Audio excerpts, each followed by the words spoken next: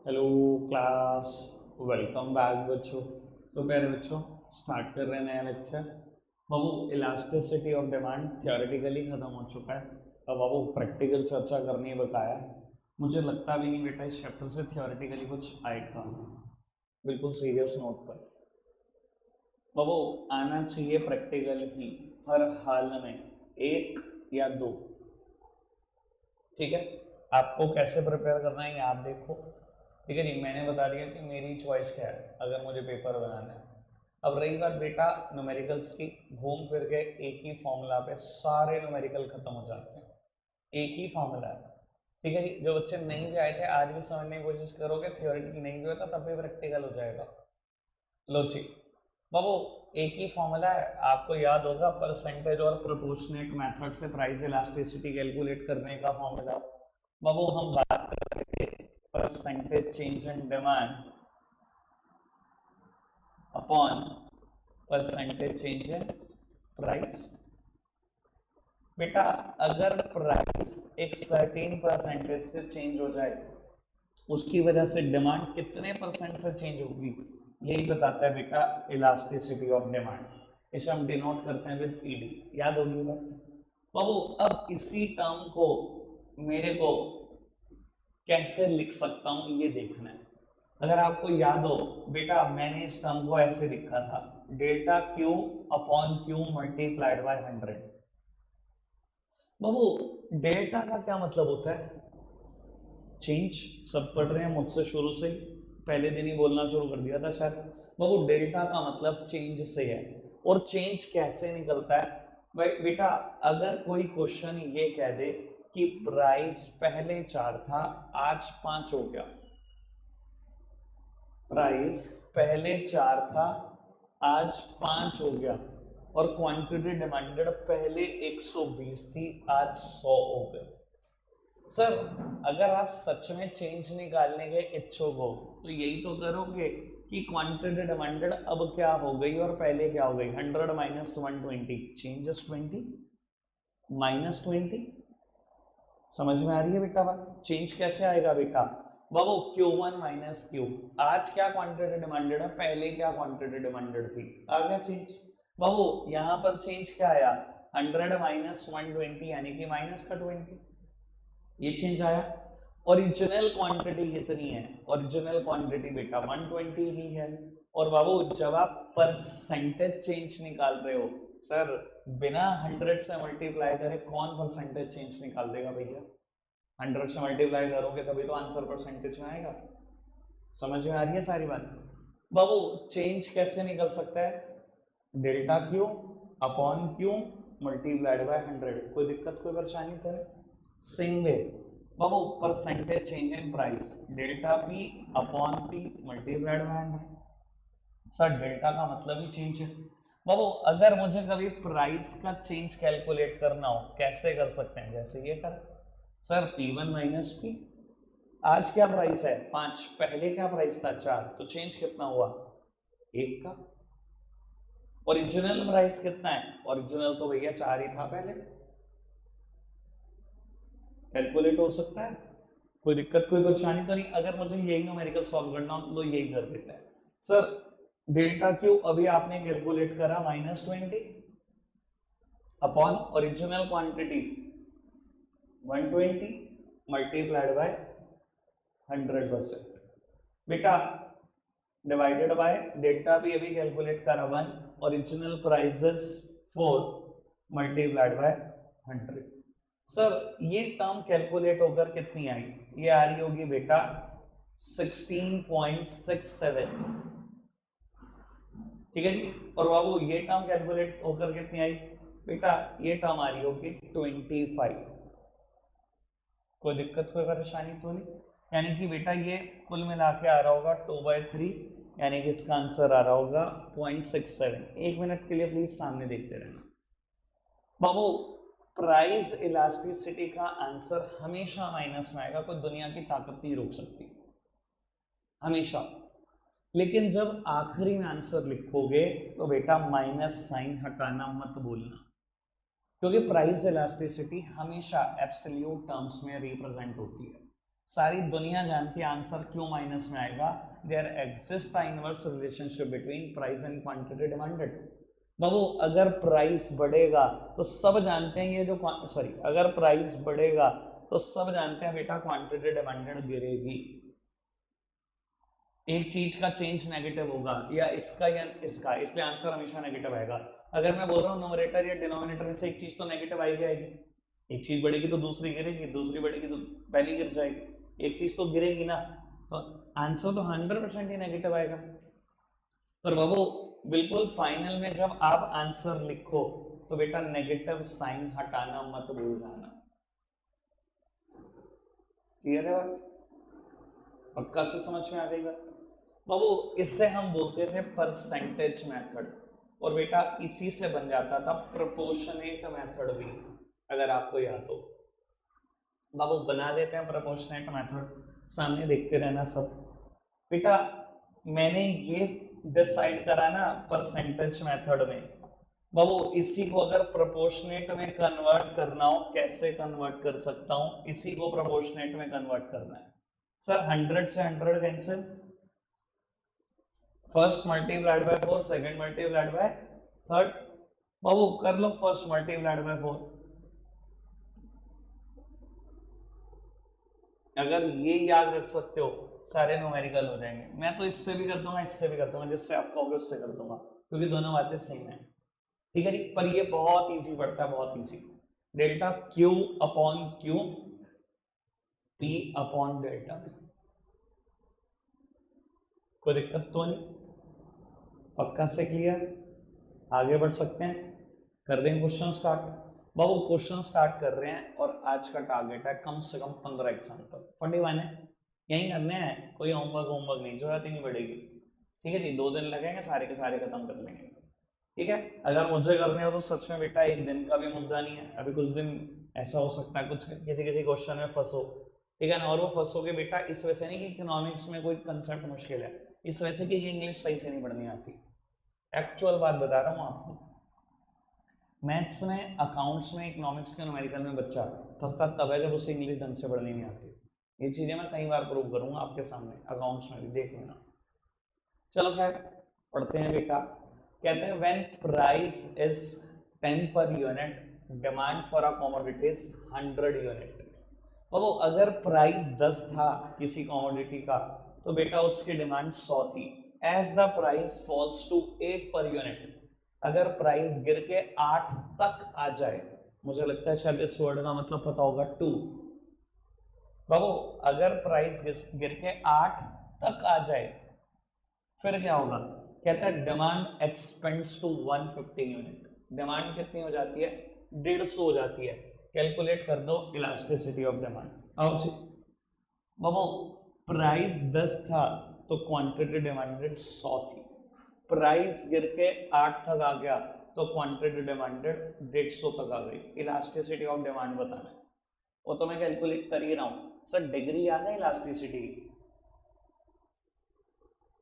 Degrees याद है? अरे डिग्री नहीं यार, 5 तरीके की इलास्टिसिटी पड़ी है, क्या हो गया? ईडी 0, ईडी इंफिनिटी, और मोर देन 1 और लेस देन 1 और 1, याद है? Perfectly inelastic demand, perfectly elastic demand, मोर इलास्टिक डिमांड, या हाई कह सकते हो बाबू, लेस इलास्टिक डिमांड और यूनिटरी इलास्टिक डिमांड। सर जब मैं न्यूमेरिकल सॉल्व करूंगा ना तो किसी क्वेश्चन में ना मुझसे डिग्री भी पूछी जाएगी। अगर एक से ज्यादा आंसर आ जाए तो लिख देना more elastic demand, high elastic demand. बाबू लेस देन 1 आ जाए तो लेस इलास्टिक डिमांड, एग्जैक्टली 1 आ जाए यूनिटरी इलास्टिक डिमांड, इन्फिनिटी आ जाए परफेक्टली इलास्टिक डिमांड, बाबू 0 आ जाए परफेक्टली इनइलास्टिक डिमांड। ठीक है जी, बस ये थ्योरी काम आ रही है अब। ठीक है, अब सर ये कहानी है पूरी की पूरी। प्राइस 100 था, 10 था तो 100 क्वांटिटी डिमांडेड थी, प्राइस 8 तक पहुंचा तो क्वांटिटी डिमांडेड कितनी हो गई बेटा? 150। इलास्टिसिटी ऑफ डिमांड कैलकुलेट कर रहा हूं, फॉर्मूला इज वेरी सिंपल, अभी हमने देखा बाबू delta Q upon Q multiplied by P upon delta P, यही था फॉर्मूला। इससे चले, चाहे परसेंटेज से चल लो चाहे प्रोपोर्शन से चल लो। ठीक है जी, अब उसमें परेशानी बच्चों को एक आएगी अगर परसेंटेज से चलोगे। पहले बेटा न्यूमरेटर को परसेंटेज में लाओगे, फिर डिनोमिनेटर को परसेंटेज में लाओगे, फिर बेटा अगर आंसर पॉइंट में आ रहा होगा तो तीसरी बार फिर कैलकुलेशन करोगे। इसमें एक ही बार कैलकुलेशन करोगे, सब कुछ निपट जाएगा। अब आपने सोचना है आपके लिए क्या आसान है, ठीक है जी। मुझे कोई परेशानी नहीं किसी भी तरीके से। बाबू चेंज इन क्वांटिटी कितना हुआ, सब सामने देखेंगे। सर ये है ना क्यू, ओरिजिनल क्वांटिटी डिमांडेड इतनी थी, ये Q1 है, ऐसे ही ये P है, ओरिजिनल प्राइस तो 10 था, बाद में प्राइस गिर के 8 तक आया। सर चेंज कितना हुआ, Q1 minus Q, delta Q कैसे निकलता है बेटा, Q1 माइनस Q, ऐसे ही तो निकलता है, निकालो जी चेंज। बेटा Q1 माइनस Q कितना आया change, 50। Babu multiplied by P कितना है 10। बाबू ओरिजिनल क्वांटिटी डिमांडेड कितनी है 100 multiplied by delta P। Babu delta P कैसे निकलता है P1 माइनस P। बाबू 8 माइनस 10 यानी कि माइनस का 2। ये तो मैंने पहले ही बोला है, एक चीज तो यार एक चीज बढ़ेगी तो दूसरी पक्का गिरेगी, ये बढ़ेगा तो ये गिरेगा, आंसर तो नेगेटिव ही आएगा, पक्की बात प्राइस इलास्टिसिटी का। तो सर यहाँ पर चेंज कितना आया -2। कोई दिक्कत कोई परेशानी तो नहीं। सर इसको भी नहीं सॉल्व कर पाएंगे तो फिर तो क्या ही करेंगे जिंदगी में। तो बाबू इसको कैंसिल करा, ये 2 आ गया, इसको कैंसिल करा, ये 5 आ गया, 5/2 2.5 और माइनस साइन तो चल ही रहा है, ठीक है जी। सर आखिरी में जब आंसर लिखोगे तो यही लिखोगे कि प्राइस इलास्टिसिटी किसके बराबर है 2.5, माइनस साइन इग्नोर्ड, ब्रैकेट में लिखोगे price elasticity is always represented in absolute terms, minus हट जाएगा, ठीक है जी। और कोई मुझसे यहाँ डिग्री पूछे तो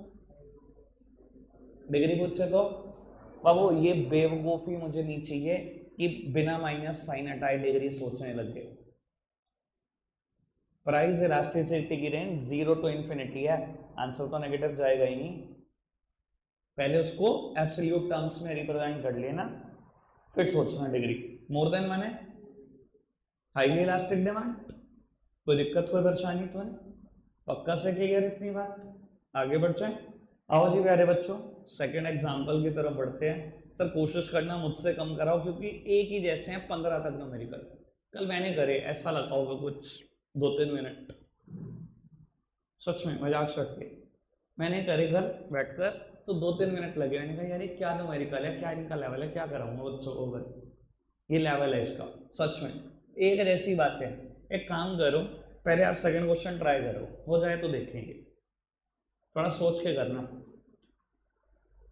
हुआ क्वेश्चन, हो गया, हुआ प्रदीप, शुभम हो गया, अच्छा जी है स्पर्श, मुझे विश्वास नहीं हो रहा यार, मुझे विश्वास ही नहीं तुम्हारे ऊपर, इधर देखना चाहिए बाबू। अब ना मैंने अभी थोड़ी देर पहले बोला था क्या इंपॉर्टेंट है, आप ये नहीं समझते बेटा, रीडिंग इज इंपॉर्टेंट। और अगर आपने ढंग से अंग्रेजी पढ़नी आती है ना आपको तो क्वेश्चन हो गया होगा, सारा गेम अंग्रेजी का है। मुझे पता क्या लगता है, हम जितने बैठे हैं ना सबसे कमजोर इंग्लिश मेरी है, पर बाबू मैं सबसे ज्यादा पेशेंस से पढ़ता हूँ, सबसे ज्यादा पेशेंस है। तुम्हारे अंदर पेशेंस नहीं है, वो तुम्हें लगता है अरे चीरा फाड़ी करो, 4 चीजें ही होनी है। आओ जी पढ़ते हैं। कहते हैं when price of sugar is 5 पर KG it's demand is 50 KG. जब प्राइस चीनी का 5 रुपए किलो था तो डिमांड थी 50 किलो की। भाई 1 मिनट रुक जाओ, मैं आपको पूरा टाइम देता हूँ ना, लेकिन जब मैं बोलूँ ना उसके बाद लिखना छोड़ दिया करो। कहता है व्हेन प्राइस राइजेस बाय 5 पर केजी, अगर प्राइस 5 रुपए पर किलो से बढ़ जाए, its demand falls by 10 kg, demand 10 kilo से गिर जाएगी।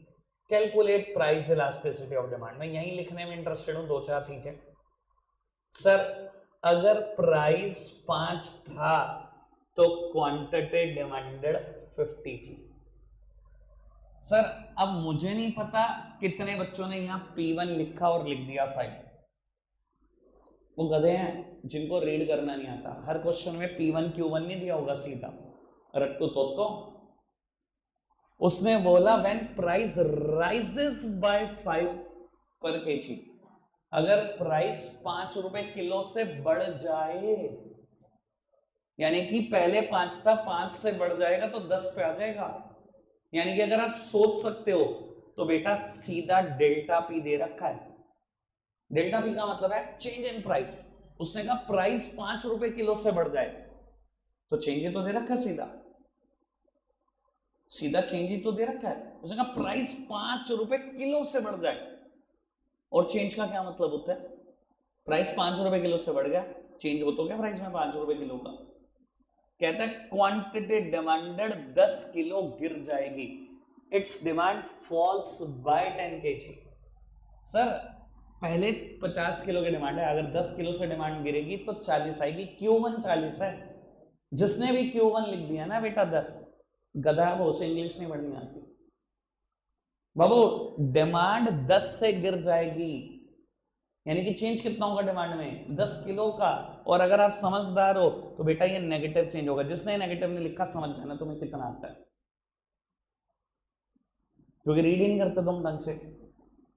अब यार ये 4 फिगर आने के बाद अगर हम फॉर्मूला में पुट नहीं कर सकते फिर तो भाई और लानत है। निकालो जी इलास्टिसिटी ऑफ डिमांड। बाबू फॉर्मूला लगा लोगे?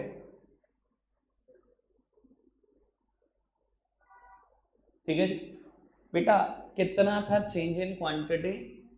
-10 multiplied by P, original price 5। बाबू क्वांटिटी और चेंज इन प्राइस, कोई दिक्कत कोई परेशानी तो नहीं? क्या आया कैलकुलेट करके? 0.20 1/5 आ रहा है ना, माइनस का बाद में माइनस साइन हटा देना क्योंकि हम इसको रिप्रेजेंट करते हैं इन एब्सोल्यूट टर्म्स। बाबू अगर कोई डिग्री पूछे मुझसे तो, या मैं एक काम करता हूँ, मैं आपको एक चीज बताई देता हूँ, डिग्री पूछे कि नहीं पूछे लिखनी है हर क्वेश्चन में, उसका इंप्रेशन ही अलग होता है। बाबू लेस देन 1 है, लेस इलास्टिक। ठीक है जी आगे बढ़। चलो जी बाबू अब एक काम करते हैं, इसकी पीडीएफ ना मैं दे देता हूँ ग्रुप में। ऐसा नहीं है कि क्वेश्चन बोर्ड पे फ्लैश नहीं होंगे, पर हर एक की स्पीड अलग है। मुझे पता है कुछ लोग बड़े मास्टर माइंड है मेरे घर में, 1 सेकंड में उड़ाते हैं, 5 मिनट मेरी शक्ल देखते रहते हैं, मैं दूसरों को कराता रहता हूँ। मुझे वो भी अच्छा नहीं लगता कि मैं उनका समय खराब करूँ। ग्रुप में शेयर करते हैं, स्क्रीन पर फ्लैश करते रहेंगे, एक पर्टिकुलर टाइम के बाद हटाएंगे। 15 क्वेश्चन का मेरा यहाँ का टारगेट है, जिसने पूरा करना है 10 मिनट में वो भी पूरा करके रखो। ठीक है जी ग्रुप में पीडीएफ शेयर कर रहा हूँ, बाकी आप ये करते रहो, स्क्रीन पर भी चलता रहेगा। सर जिसकी जब प्रॉब्लम आएगी वो तो मुझे रोक देगा, मैं बोर्ड पे करूंगा क्वेश्चन जितने आप कहोगे प्रॉब्लम। अभी बैच माइंड अप नहीं कर रहे हैं, ठीक है जी बैच चलता रहेगा। 4 स्टार्ट करो बेटा, थोड़ी स्पीड बढ़ा लो, मुझे 15 तक चाहिए। रखते हैं आज के लिए इतना ही है प्यारे बच्चों, बाय बाय। आपके लिए